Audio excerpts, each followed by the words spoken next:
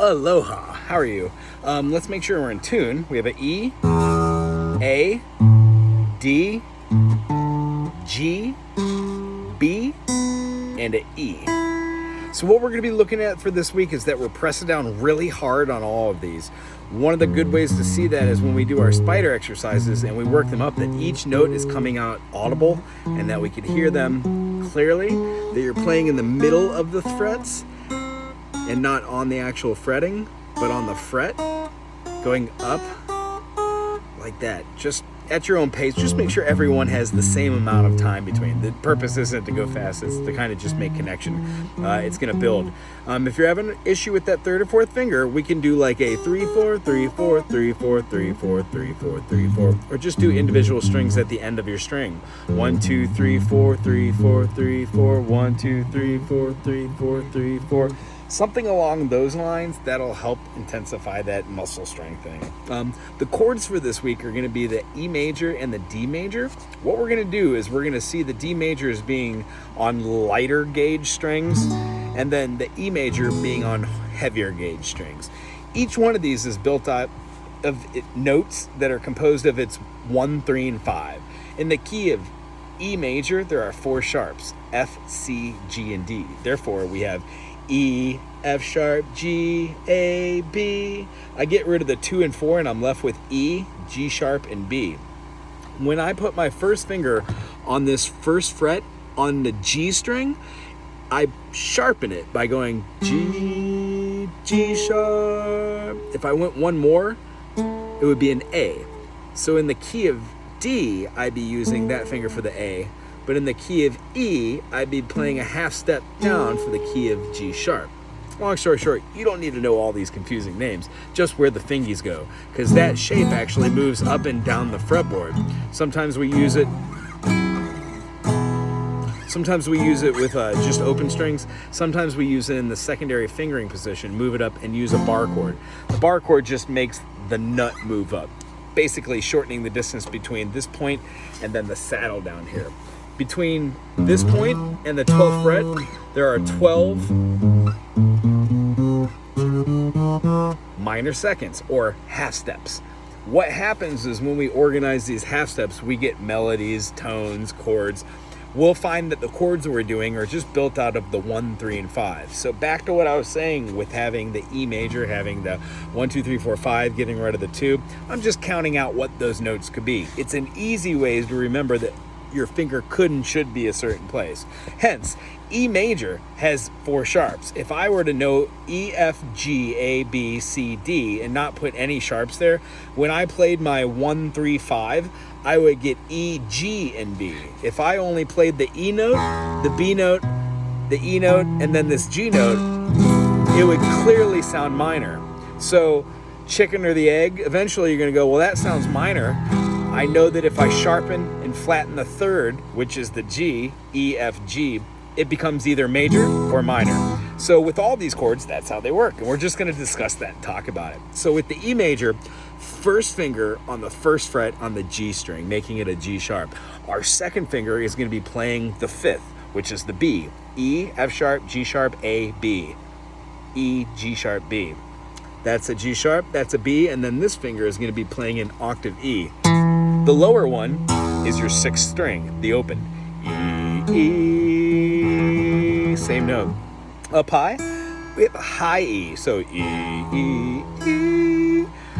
Thusly, this finger right here, this open string is a B, just like this note that you're playing with the second finger, and then you have your G sharp from the earlier. So all the strings are those 3 notes, which makes an E major. Now what we're gonna have to do is press real hard, press in real hard. And this note, when you press it in and you hear your G, you wanna keep that intensity how you're pressing it. And when you press this one in, for the B, you don't wanna hear a muted note, you wanna press real hard and you're gonna hear that B. And then the finger right below it for the E as well. You don't wanna hear a muted note, you wanna hear a played note, vibrant note, something that has legato that plays all the way through. So what we do in this rhythm exercise with the E major and the D major, and I'll show you the D in a second after the rhythm, is we do a downstroke, and then we keep our hand going for the remainder of the 3 and beats, and then we just attack back on the 1. They're all downstrokes at this point. So with the E major, making sure every note plays, not playing on the fret notes, not playing 3 stress at a time, but just between these two, and doing a 1 and 2 and 3 and 4 and downstroke, 2, 3, 4 and downstroke, 2, 3, 4 and downstroke. What that does is that exhibits we know where the 1 is, and it falls on each time, and we're able to keep our right hand swinging.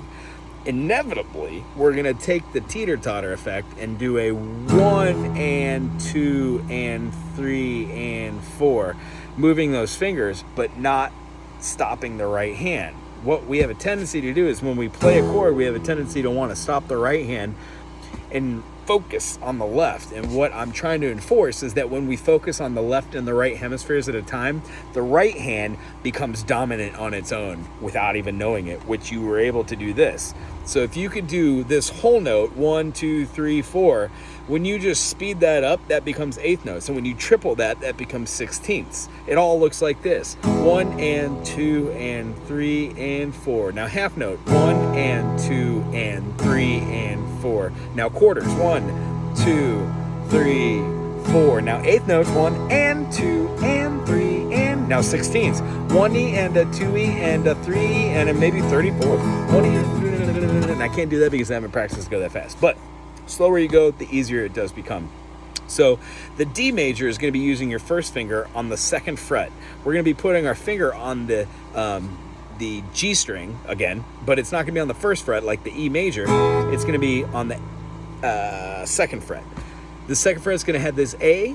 We're going to put our 2nd finger on the 2nd fret as well, but we're going to put it with a string in between. So we've got a A note, an open string, and then our finger on the F sharp.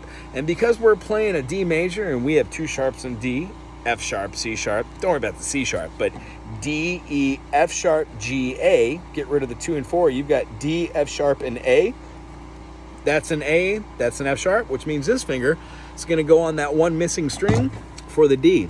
Here it is again. Here's our A note, there's the F sharp note, and there's the D note. Now, you don't quite want to play it like that where your fingers are moving all around. You kind of want it to look like a triangle. 1 note here, 1 note right above it, and 1 note sticking out juxtaposed to where these 2 are. Both of these kind of being in the middle of that fret, giving you the F sharp, D, and the A. The F sharp you can put on the bottom because these 2 strings top and bottom are the same. And then that A fills in the missing note that you're having for the 5th. So long story short, all these chords can be played by utilizing that, or just not utilizing the 6th string while doing your strum. Here comes the rhythm. 1 and 2 on the 1 only. 1 and 2 and 3 and 4 and 1 and 2 and 3 and 4 and 1 and 2 and 3 and 4, 1 and 2 and 3 and 4. What I would suggest is typing in metronome or getting a metronome yourself that goes, and you could set the speed at which it goes. You could do that with, or double the speed, but the metronome will keep that beat for you, so internally it comes. When we do these, just make sure you press down real hard on those fingers for the D major and the E major. If you play these for 5 minutes a day, putting your fingers where they're supposed to be, doing that rhythm exercise for the lesson 2, each time that we get chords, we keep doing the D and the E, and we add a new chord, let's say like the C major, it's still going to have that still rhythm. Once we've accomplished getting just the whole note, the attack on the 1 and swinging, and that becomes second nature, we add on that half note I was talking about. 1 and 2 and 1 and 2 and 1 and 2, because they're half notes. They're half the amount that the whole was. Each one breaks down to the point where rhythm on the right hand shouldn't be overwhelming. So when we do have songs like